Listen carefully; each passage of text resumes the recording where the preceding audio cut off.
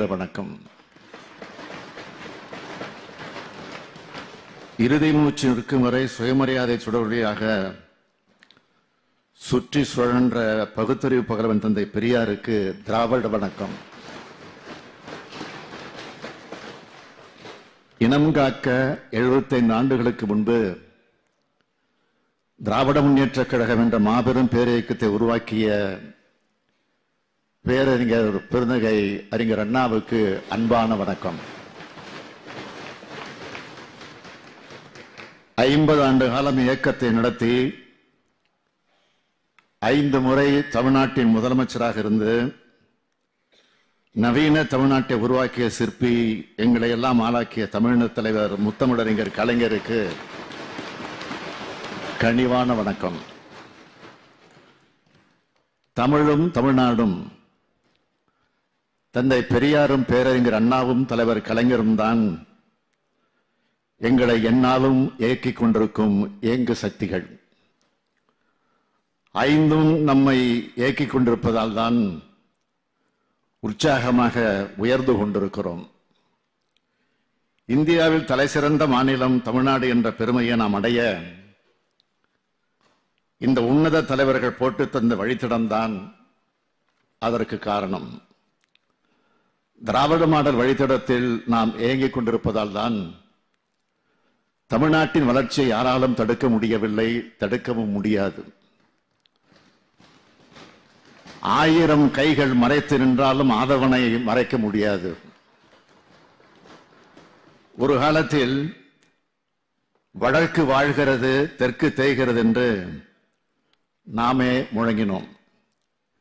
இன்று தெற்கு வளர்கிறது, வடக்கிற்கும் சேர்த்து தெற்கு வாரி வழங்குகிறது. எந்த அளவுக்கு நாம் வளர்ந்துள்ளோம்? இத்தகைய தகுதியும் பெருமையும் தமிழ்நாட்டிற்கு எதனால் சாத்தியமானது? திராவிட இயக்கத்தினால்தான். ஆட்சி என்பது வெறும் அதிகாரம் அல்ல, கொள்கையை செயல்படுத்தும் களம் என்று மாற்றி காட்டியவர்கள்தான் பேரறிஞர் அண்ணாவும் முத்தமிழறிஞர் கலைஞரும். இன்னாருக்கு மட்டுமே இன்னது என்பதை மாற்றி எல்லாருக்கும் எல்லாம் என்ற கருத்திகளை அரசியல் களத்தில் விதைத்தார் தந்தை பெரியார். அதனை ஆட்சி நிர்வாகத்தில் செயல்படுத்தியவர்கள் பேரறிஞர் அண்ணாவும் முத்தமிழறிஞர் கலைஞரும்.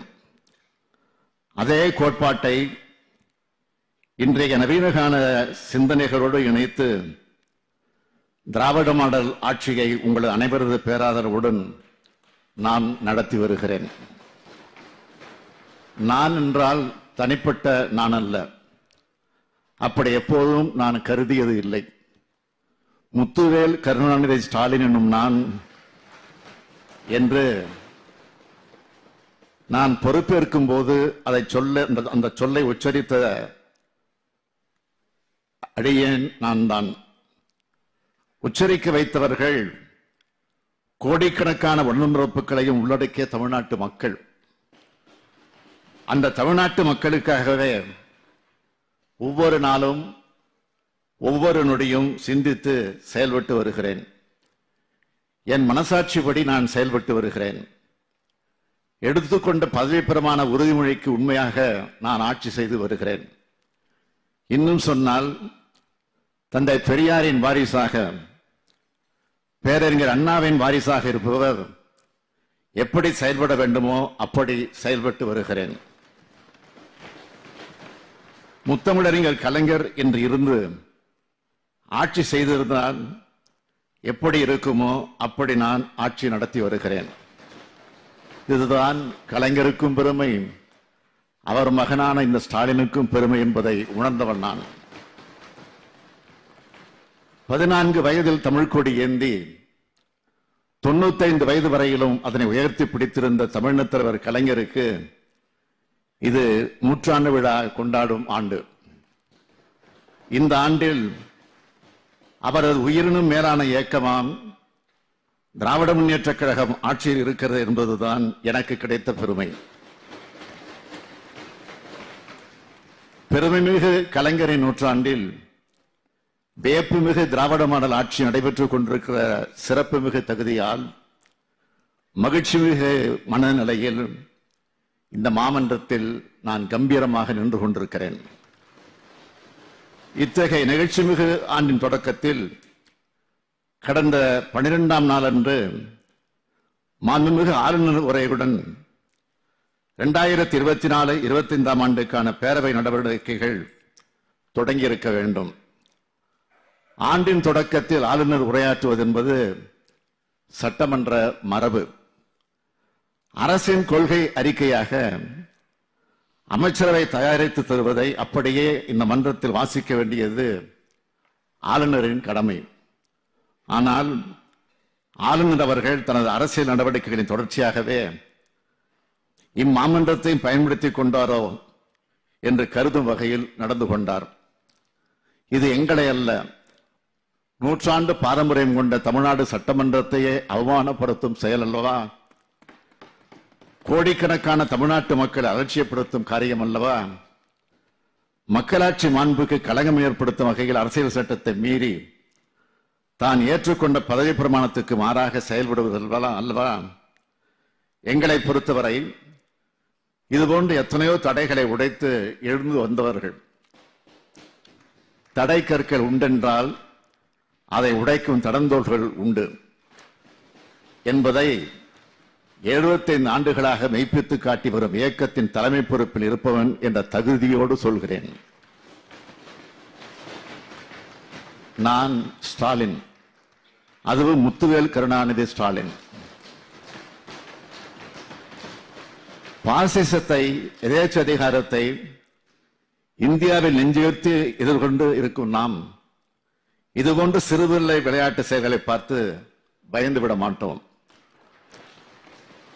போற்றுவோர் போற்றட்டும், புழுதி வாரி தூற்றுவோர் தூற்றட்டும், தொடர்ந்து செல்வேன், எவரவரினும் நில்லேன், அஞ்சேன் என்பதுதான் இவர்களுக்கு நான் சொல்லும் பதில். மாண்புமிகு பேரவைத் தலைவர் அவர்களே, உழைப்பு உழைப்பு உழைப்பு.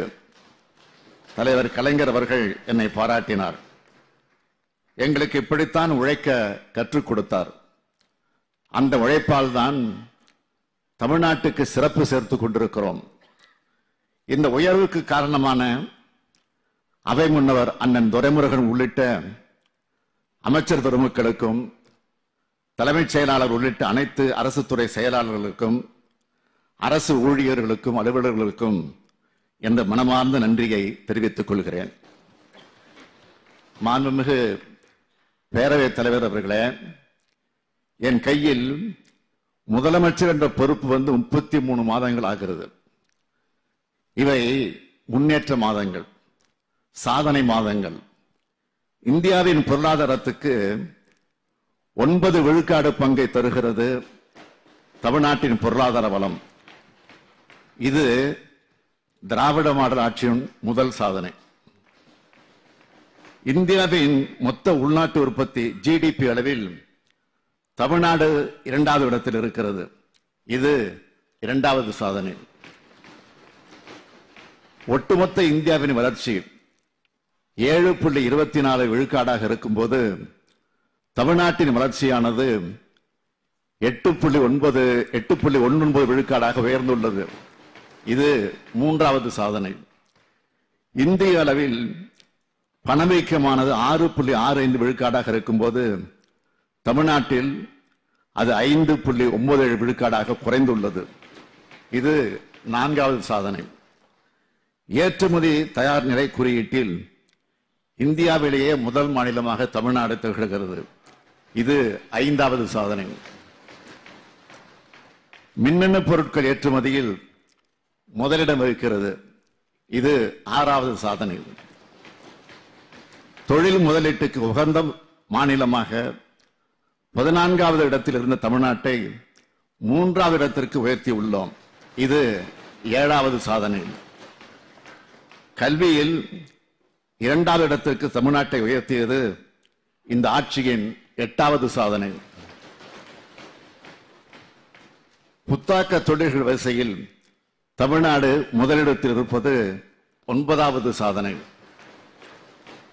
இளைஞர்கள் பெண்கள், மாற்றுத்திறனாளிகள், விளிம்பு நிலை மக்கள், ஒடுக்கப்பட்டோர் ஆகியோர் அனைவரும் மகிழ்ச்சி அடைந்து தங்கள் வாழ்க்கை தரம் உயர்ந்து வருவதாக சொல்ல தொடங்கியிருப்பதுதான் திராவிட மாடல் ஆட்சியின் 10வது சாதனை.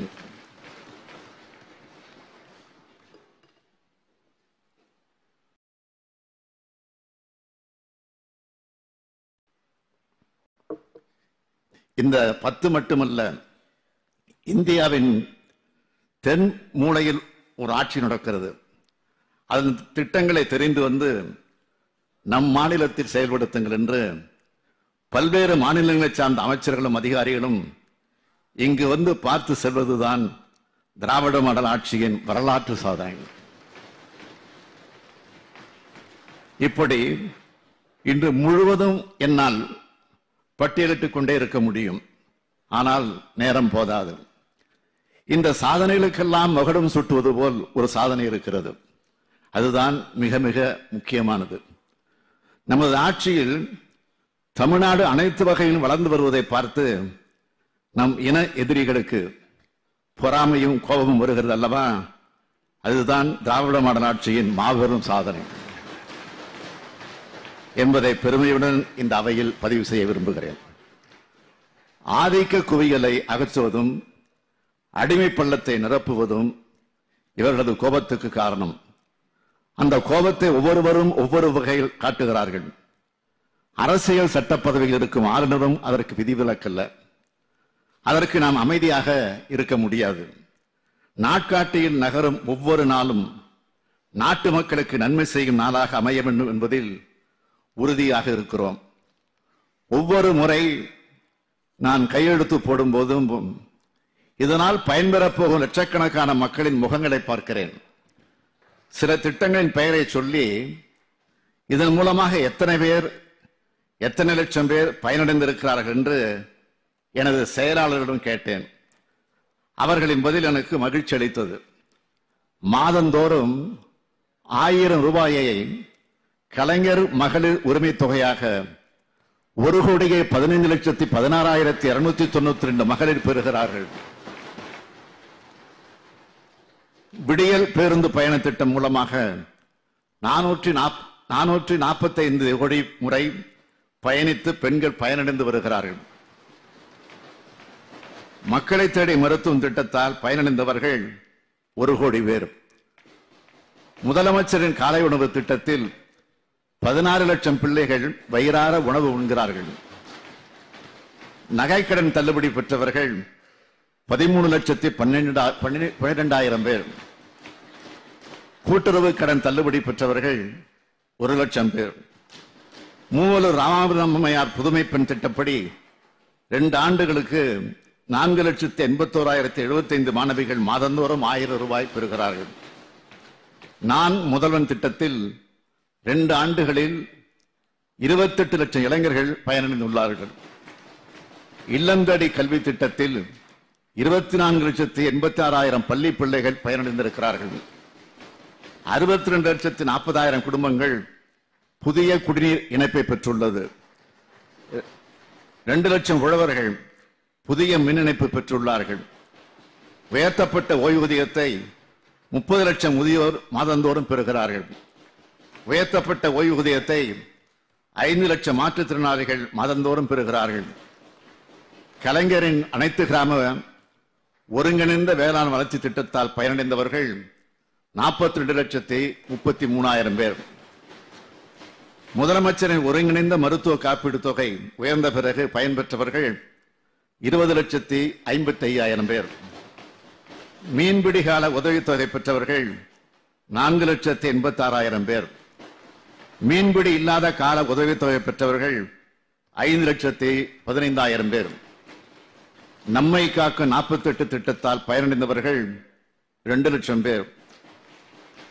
முதல்வரின் முகவரி திட்டத்தினால் பயனடைந்தவர்கள் 19,69,000 பேர். மக்களுடன் முதல்வர் திட்டத்தின் மூலமாக பலனடைந்தவர்கள் 3,40,000 மனுக்களுக்கு தீர்வு காணப்பட்டுள்ளது. சமீபத்தில் ஏற்பட்ட மழை வெள்ளம் காரணமாக பாதிக்கப்பட்ட 45 லட்சம் குடும்பங்களுக்கு 6000, 1000 என நிவாரணத் தொகை வழங்கியிருக்கிறோம். அது மட்டுமல்ல, இந்த 33 மாதங்களில் பல்வேறு மாவட்டங்களில் நடைபெற்ற அரசு நிகழ்ச்சிகளில் பங்கேற்று 6569 கோடியே 75 லட்சம் ரூபாய் மதிப்பிலான உதவிகளை லட்சக்கணக்கான மக்களுக்கு வழங்கியுள்ளேன். இப்படி தமிழ்நாட்டின் ஒவ்வொரு இல்லந்தோறும் உதவி செய்து வரும் ஆட்சிதான் திராவிட முன்னேற்றக் கழக ஆட்சி. ஒவ்வொரு தனிமனிதரின் கோரிக்கையும் கேட்டு நிறைவேற்றி கொடுக்கும் ஆட்சி இது. இவையெல்லாம் வெறும் எண்ணிக்கை அல்ல, இவையெல்லாம் திராவிட மாடல் ஆட்சியின் எண்ணங்கள்.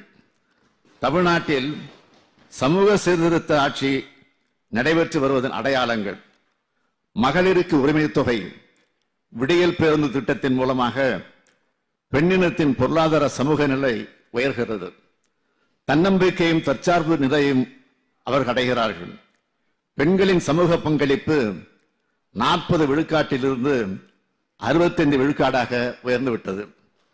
உயர்கல்வி பெற வரக்கூடிய அரசு பள்ளி மாணவியருக்கு உதவித்தொகை தருவதன் மூலமாக 34 விழுக்காடு மாணவிகள் அதிகமாக கல்லூரிகளை நோக்கி வந்துள்ளார்கள்.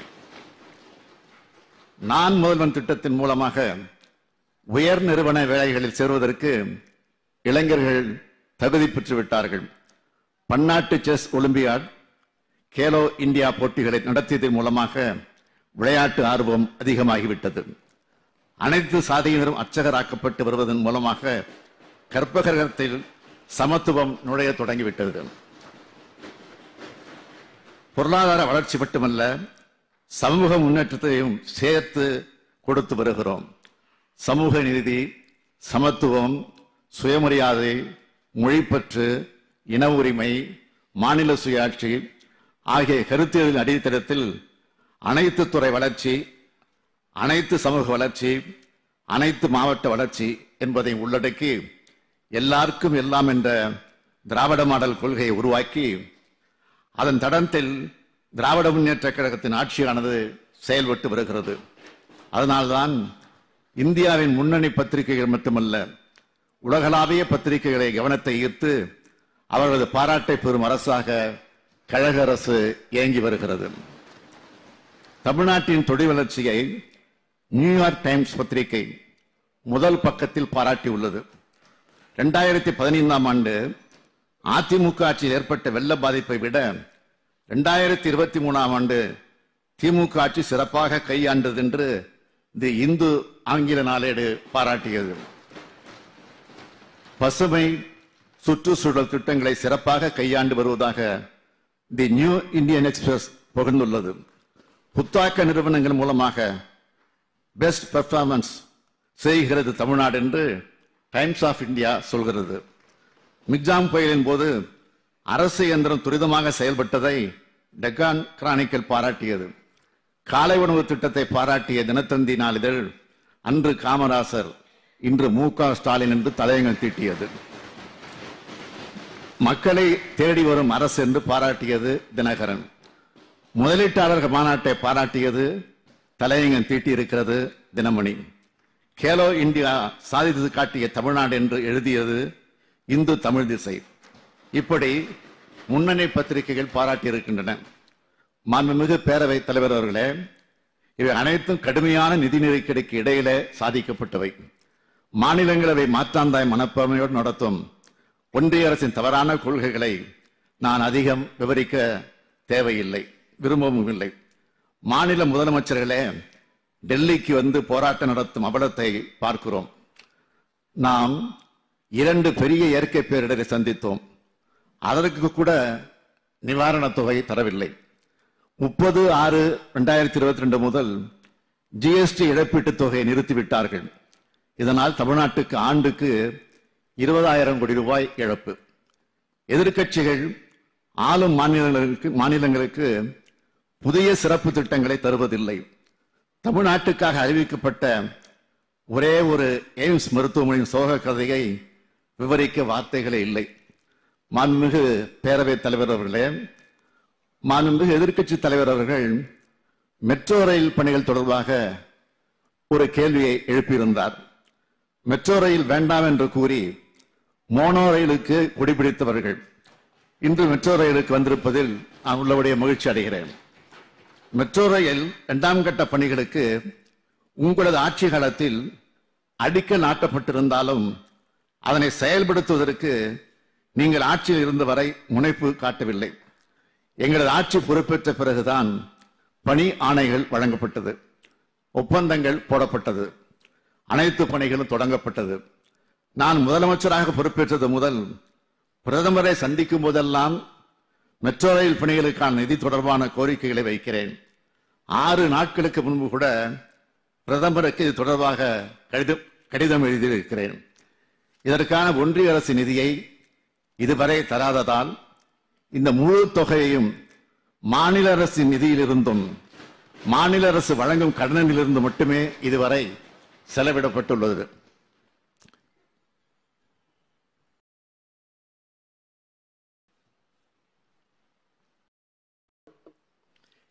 இதுநாள் வரையில் பாஜகவோட கூட்டணியில் இருந்தபோது பேசாமல் இருந்த எதிர்க்கட்சி தலைவர் அவர்கள் இப்பொழுதாவது பேசுகிறாரே என்ற அளவில் ஆறுதல் தருகிறது. இப்போது ஒன்றும் குறைந்து விடவில்லை. மாண்புமிகு எதிர்க்கட்சி தலைவர் அவர்கள் எங்களோடு இணைந்து ஒன்றிய அரசிடம் நிதி பெற குரல் கொடுக்க வேண்டும் என தங்கள் வாயிலாக நான் கேட்டுக்கொள்கிறேன். மாண்புமிகு பேரவைத் தலைவர் அவர்களே, அதேபோல் நேற்றைய தினம் எதிர்க்கட்சி தலைவர் அவர்கள் பேசும்போது உங்கள் தொகுதியில் முதலமைச்சர் திட்டத்தின் கீழ் அரசாணை வெளியிடப்பட்டதா, நிதி ஒதுக்கீடு செய்யப்பட்டதா என்ற விவரங்களை கேட்டிருக்கிறார்கள். சட்டமன்ற உறுப்பினர்கள் அவர்களது தொகுதியில் நீண்ட காலமாக நிறைவேற்றப்படாத 10 முக்கிய கோரிக்கைகளை அந்தந்த மாவட்ட ஆட்சித்தலைவரிடம் அனுப்பி வைக்குமாறு நான் கடந்த 22/8/2022 அன்று சட்டமன்ற உறுப்பினர்களுக்கு எழுதிய கடிதத்தில் கேட்டுக்கொண்டேன். அதன் அடிப்படையில் பெறப்பட்ட பணிகள் 7/10/2023 அன்று எனது தலைமையில் நடைபெற்ற உயர்நிலை குழு கூட்டத்தில் தேர்வு செய்யப்பட்டது. நடப்பாண்டில் 234 சட்டமன்ற தொகுதிகளில் 797 பணிகள் 11,132 கோடி ரூபாய் மதிப்பீட்டில் செயல்படுத்த அனுமதி வழங்கப்பட்டு அதில் 582 பணிகளுக்கு உரிய அரசாணைகள் வெளியிடப்பட்டுள்ளது. அவற்றில் 63 பணிகள் நிறைவேற்றப்பட்டுள்ளன. மீதமுள்ள பணிகள் நடைபெற்று வருகின்றன. மேலும் உள்ள பணிகளுக்கு உரிய ஆணைகள் வழங்க தொடர் நடவடிக்கை எடுக்கப்பட்டு வருகிறது. மாண்புமிகு எதிர்க்கட்சி தலைவர் அவர்கள் இத்திட்டத்தின் கீழ் அளித்திருக்கக்கூடிய அவர் தொகுதியின் கோரிக்கைகளில் 5 கோரிக்கைகள் நடப்பாண்டில் எடுத்துக் கொள்ளப்பட்டு அவற்றில் 3க்கு உரிய ஆணைகள் வெளியிடப்பட்டு அதில் ஒரு பணி முடிக்கப்பட்டுள்ளது. 2 பணிகள் தற்போது நடைபெற்று வருகிறது. மீதமுள்ள 2 பணிகளுக்கு அரசாணை வழங்க நடவடிக்கை எடுக்கப்பட்டு வருகிறது. எனவே இந்த அரசு சொல்வதைத்தான் செய்யும், செய்வதைத்தான் சொல்லும் என்பதனை மாண்புமிகு பேரவைத் தலைவர் வாயிலாக எதிர்க்கட்சி தலைவருக்கு தெரிவித்துக் கொள்ள விரும்புகிறேன். மாண்புமிகு பேரவைத் தலைவர் அவர்களே, மனிதநேய மக்கள் கட்சியின் தலைவர் பாபநாசம் தொகுதியினுடைய சட்டமன்ற உறுப்பினர் அன்புக்குரிய சகோதரர் முனைவர் ஜவஹர்லால் அவர்கள் ஆதிதிராவிடர், பிற்படுத்தப்பட்டோர், மிகவும் பிற்படுத்தப்பட்டோர் மற்றும் சீர்மரபினர் சமூகத்தைச் சார்ந்த மக்கள் இஸ்லாத்தை தழுவினால் அவர்களுக்கு பிற்படுத்தப்பட்டோருக்கான இடஒதுக்கீடு வழங்கப்படுவதில்லை. இந்த முரண்பாட்டை உடனடியாக களைய வேண்டும் என ஒரு நீண்டகால கோரிக்கையை முன்வைத்திருக்கிறார்.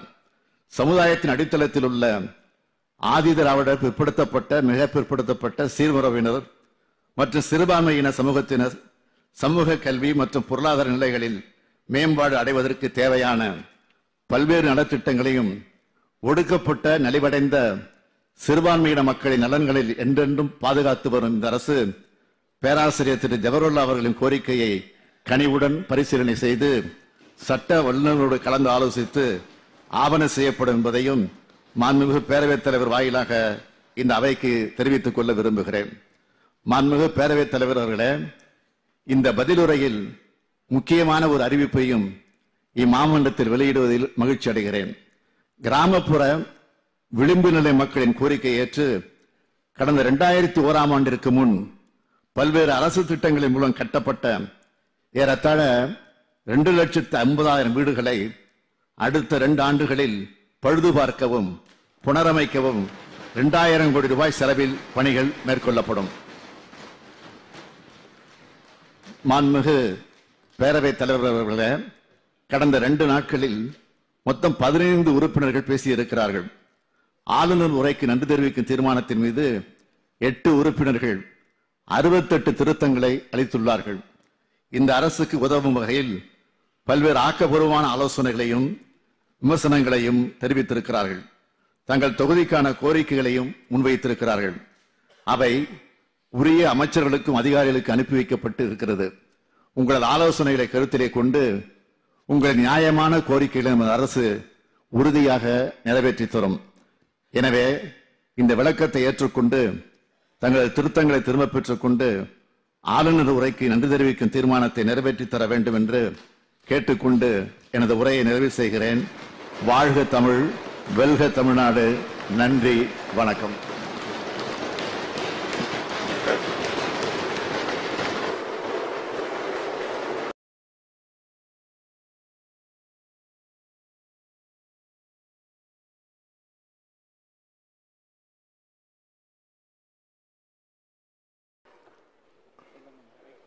மாண்புமிகு எதிர்க்கட்சித் தலைவர். மாண்புமிகு பேரவைத் தலைவர்களே, நேற்றைய தினம்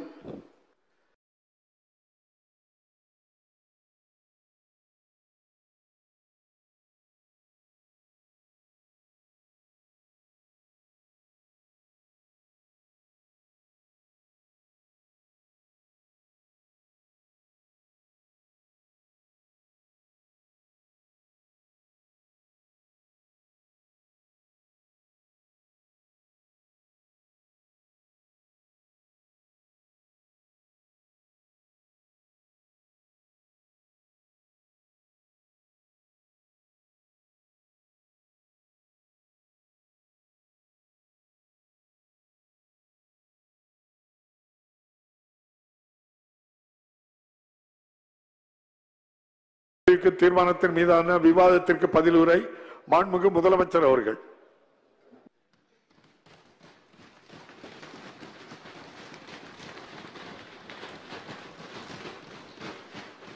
மாண்புமிகு பேரவைத் தலைவர் அவர்களே, எங்கள் உணர்வோடும் உயிரோடும் கலந்துவிட்ட அன்னை தமிழ் மொழிக்கு இனிய வணக்கம்.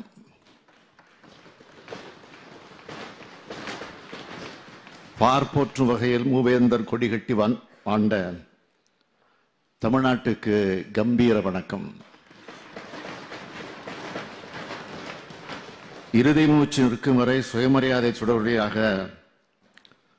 சுற்றி சுழன்ற பகுத்தறிவு பகலவன் தந்தை பெரியாருக்கு திராவிட வணக்கம். இனம் காக்க 75 ஆண்டுகளுக்கு முன்பு திராவிட முன்னேற்ற கழகம் என்ற மாபெரும் பேரியக்கத்தை உருவாக்கிய பேரறிஞர் பெருந்தகை அறிஞர் அண்ணாவுக்கு அன்பான வணக்கம். 50 ஆண்டு காலம் இயக்கத்தை நடத்தி 5 முறை தமிழ்நாட்டின் முதலமைச்சராக இருந்து நவீன தமிழ்நாட்டை உருவாக்கிய சிற்பி, எங்களை எல்லாம் ஆளாக்கிய தமிழின தலைவர் முத்தமிழறிஞர் கலைஞருக்கு கனிவான வணக்கம். தமிழும் தமிழ்நாடும் தந்தை பெரியாரும் பேரறிஞர் அண்ணாவும் தலைவர் கலைஞரும் தான் எங்களை எந்நாளும் இயக்கிக் கொண்டிருக்கும் இயங்கு சக்திகள். 5ம் நம்மை இயக்கிக் கொண்டிருப்பதால் தான் உற்சாகமாக உயர்ந்து கொண்டிருக்கிறோம். இந்தியாவில் தலைசிறந்த மாநிலம் தமிழ்நாடு என்ற பெருமையை நாம் அடைய இந்த உன்னத தலைவர்கள் போட்டு தந்த வழித்தடம்தான் அதற்கு காரணம். திராவிட மாடல் வழித்தடத்தில் நாம் இயங்கிக் கொண்டிருப்பதால் தான் தமிழ்நாட்டின் வளர்ச்சியை யாராலும் தடுக்க முடியவில்லை, தடுக்கவும் முடியாது. 1000 கைகள் மறைத்து நின்றாலும் ஆதவனை மறைக்க முடியாது. ஒரு காலத்தில் வடக்கு வாழ்கிறது, தெற்கு தேய்கிறது என்று நாமே முழங்கினோம். இன்று தெற்கு வளர்கிறது, வடக்கிற்கும் சேர்த்து தெற்கு வாரி வழங்குகிறது. எந்த அளவுக்கு நாம் வளர்ந்துள்ளோம்? இத்தகைய தகுதியும் பெருமையும் தமிழ்நாட்டிற்கு எதனால் சாத்தியமானது? திராவிட இயக்கத்தினால்தான். ஆட்சி என்பது வெறும் அதிகாரம் அல்ல, கொள்கையை செயல்படுத்தும் களம் என்று மாற்றி காட்டியவர்கள்தான் பேரறிஞர் அண்ணாவும் முத்தமிழறிஞர் கலைஞரும். இன்னாருக்கு மட்டுமே இன்னது என்பதை மாற்றி எல்லாருக்கும் எல்லாம் என்ற கருத்தியலை அரசியல் களத்தில் விதைத்தார் தந்தை பெரியார். அதனை ஆட்சி நிர்வாகத்தில் செயல்படுத்தியவர்கள் பேரறிஞர் அண்ணாவும் முத்தமிழறிஞர் கலைஞரும். அதே கோட்பாட்டை இன்றைய நவீனகால சிந்தனைகளோடு இணைத்து திராவிட மாடல் ஆட்சியை உங்கள் அனைவரது பேராதரவுடன் நான் நடத்தி வருகிறேன். நான் என்றால் தனிப்பட்ட நான் அல்ல, அப்படி எப்போதும் நான் கருதியது இல்லை. முத்துவேல் கருணாநிதி ஸ்டாலின் என்னும் நான் என்று நான் பொறுப்பேற்கும் போது அதை சொல்ல அந்த சொல்லை உச்சரித்த அடியேன் நான் தான். உச்சரிக்க வைத்தவர்கள் கோடிக்கணக்கான உடன்பிறப்புகளையும் உள்ளடக்கிய தமிழ்நாட்டு மக்கள். அந்த தமிழ்நாட்டு மக்களுக்காகவே ஒவ்வொரு நாளும் ஒவ்வொரு நொடியும் சிந்தித்து செயல்பட்டு வருகிறேன். என் மனசாட்சிப்படி நான் செயல்பட்டு வருகிறேன். எடுத்துக்கொண்ட பதவி பிரமாண உறுதிமொழிக்கு உண்மையாக நான் ஆட்சி செய்து வருகிறேன். இன்னும் சொன்னால் தந்தை பெரியாரின் வாரிசாக, பேரறிஞர் அண்ணாவின் வாரிசாக இருப்பவர் எப்படி செயல்பட வேண்டுமோ அப்படி செயல்பட்டு வருகிறேன். முத்தமிழறிஞர் கலைஞர் என்று இருந்து ஆட்சி செய்திருந்தால் எப்படி இருக்குமோ அப்படி நான் ஆட்சி நடத்தி வருகிறேன். இதுதான் கலைஞருக்கும் பெருமை, அவர் மகனான இந்த ஸ்டாலினுக்கும் பெருமை என்பதை உணர்ந்தவன் நான். 14 வயதில் தமிழ்கொடி ஏந்தி 95 வயது வரையிலும் அதனை உயர்த்தி பிடித்திருந்த தமிழ்நெத் தலைவர் கலைஞருக்கு இது நூற்றாண்டு விழா கொண்டாடும் ஆண்டு. இந்த ஆண்டில் அவரது உயிரினும் மேலான இயக்கமாம் திராவிட முன்னேற்றக் கழகம் ஆட்சியில் இருக்கிறது என்பதுதான் எனக்கு கிடைத்த பெருமை. பெருமைமிகு கலைஞரின் நூற்றாண்டில் வேப்புமிகு திராவிட மாடல் ஆட்சி நடைபெற்றுக் கொண்டிருக்கிற சிறப்புமிகு தகுதியால் மகிழ்ச்சிமிகு மனநிலையில் இந்த மாமன்றத்தில் நான் கம்பீரமாக நின்று கொண்டிருக்கிறேன். இத்தகைய நிகழ்ச்சிமிகு ஆண்டின் தொடக்கத்தில் கடந்த 12ஆம் நாளன்று மாண்புமிகு ஆளுநர் உரையுடன் 2024-25ஆம் ஆண்டுக்கான பேரவை நடவடிக்கைகள் தொடங்கியிருக்க வேண்டும். ஆண்டின் தொடக்கத்தில் ஆளுநர் உரையாற்றுவது என்பது சட்டமன்ற மரபு. அரசின் கொள்கை அறிக்கையாக அமைச்சரவை தயாரித்து தருவதை அப்படியே இந்த மன்றத்தில் வாசிக்க வேண்டியது ஆளுநரின் கடமை. ஆனால் ஆளுநர் அவர்கள் தனது அரசியல் நடவடிக்கைகளின் தொடர்ச்சியாகவே இம்மாமன்றத்தை பயன்படுத்திக் கொண்டாரோ என்று கருதும் வகையில் நடந்து கொண்டார். இது எங்களை அல்ல, நூற்றாண்டு பாரம்பரியம் கொண்ட தமிழ்நாடு சட்டமன்றத்தையே அவமானப்படுத்தும் செயல் அல்லவா? கோடிக்கணக்கான தமிழ்நாட்டு மக்களை அலட்சியப்படுத்தும் காரியம் அல்லவா?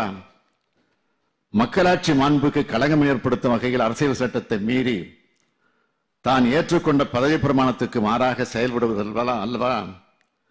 எங்களை பொறுத்தவரை இதுபோன்று எத்தனையோ தடைகளை உடைத்து எழுந்து வந்தவர்கள். தடை கற்கள் உண்டென்றால் அதை உடைக்கும் தடந்தோள்கள் உண்டு என்பதை 75 ஆண்டுகளாக மெய்ப்பித்து காட்டி வரும் இயக்கத்தின் தலைமை பொறுப்பில் இருப்பவன் என்ற தகுதியோடு சொல்கிறேன். நான் ஸ்டாலின், அதுவும் முத்துவேல் கருணாநிதி ஸ்டாலின். பாசிசத்தை, எதேச்ச அதிகாரத்தை இந்தியாவில் நெஞ்சுயர்த்தி எதிர்கொண்டு இருக்கும் நாம் இதுபோன்ற சிறுபிள்ளை விளையாட்டு செயல்களை பார்த்து பயந்து விட மாட்டோம். போற்றுவோர் போற்றட்டும், புழுதி வாரி தூற்றுவோர் தூற்றட்டும், தொடர்ந்து செல்வேன், எவரவரினும் நில்லேன், அஞ்சேன் என்பதுதான் இவர்களுக்கு நான் சொல்லும் பதில். மாண்புமிகு பேரவைத் தலைவர் அவர்களே, உழைப்பு உழைப்பு உழைப்பு. தலைவர் கலைஞர் அவர்கள் என்னை பாராட்டினார். எங்களுக்கு இப்படித்தான் உழைக்க கற்றுக் கொடுத்தார். அந்த உழைப்பால் தான் தமிழ்நாட்டுக்கு சிறப்பு சேர்த்துக் கொண்டிருக்கிறோம். இந்த உயர்வுக்கு காரணமான அவை முன்னவர் அண்ணன் துரைமுருகன் உள்ளிட்ட அமைச்சர் பெருமக்களுக்கும் தலைமைச் செயலாளர் உள்ளிட்ட அனைத்து அரசு துறை செயலாளர்களுக்கும் அரசு ஊழியர்களுக்கும் அலுவலர்களுக்கும் என்ற மனமார்ந்த நன்றியை தெரிவித்துக் கொள்கிறேன். மாண்புமிகு பேரவைத் தலைவர் அவர்களே, என் கையில் முதலமைச்சர் என்ற பொறுப்பு 33 மாதங்கள் ஆகிறது. இவை முன்னேற்ற மாதங்கள், சாதனை மாதங்கள். இந்தியாவின் பொருளாதாரத்துக்கு 9 விழுக்காடு பங்கை தருகிறது தமிழ்நாட்டின் பொருளாதார வளம். இது திராவிட மாடல் ஆட்சியின் முதல் சாதனை. இந்தியாவின் மொத்த உள்நாட்டு உற்பத்தி ஜிடிபி அளவில் தமிழ்நாடு 2வது இடத்தில் இருக்கிறது. இது 2வது சாதனை. ஒட்டுமொத்த இந்தியாவின் வளர்ச்சி 7.24 விழுக்காடாக இருக்கும்போது தமிழ்நாட்டின் வளர்ச்சியானது 8.19 விழுக்காடாக உயர்ந்துள்ளது. இது 3வது சாதனை. இந்திய அளவில் பணவீக்கமானது 6.65 விழுக்காடாக இருக்கும்போது தமிழ்நாட்டில் அது 5.97 விழுக்காடாக குறைந்துள்ளது. இது 4வது சாதனை. ஏற்றுமதி தயார் நிலை குறியீட்டில் இந்தியாவிலேயே முதல் மாநிலமாக தமிழ்நாடு திகழ்கிறது. இது 5வது சாதனை. மின்னணு பொருட்கள் ஏற்றுமதியில் முதலிடம் வகிக்கிறது. இது 6வது சாதனை. தொழில் முதலீட்டுக்கு உகந்த மாநிலமாக 14வது இடத்தில் இருந்த தமிழ்நாட்டை 3வது இடத்திற்கு உயர்த்தி உள்ளோம். இது 7வது சாதனை. கல்வியில் 2வது இடத்திற்கு தமிழ்நாட்டை உயர்த்தியது இந்த ஆட்சியின் 8வது சாதனை. புத்தாக்க தொழில்கள் வரிசையில் தமிழ்நாடு முதலிடத்தில் இருப்பது 9வது சாதனை. இளைஞர்கள், பெண்கள், மாற்றுத்திறனாளிகள், விளிம்பு நிலை மக்கள், ஒடுக்கப்பட்டோர் ஆகியோர் அனைவரும் மகிழ்ச்சி அடைந்து தங்கள் வாழ்க்கை தரம் உயர்ந்து வருவதாக சொல்ல தொடங்கியிருப்பதுதான் திராவிட மாடல் ஆட்சியின் 10வது சாதனை.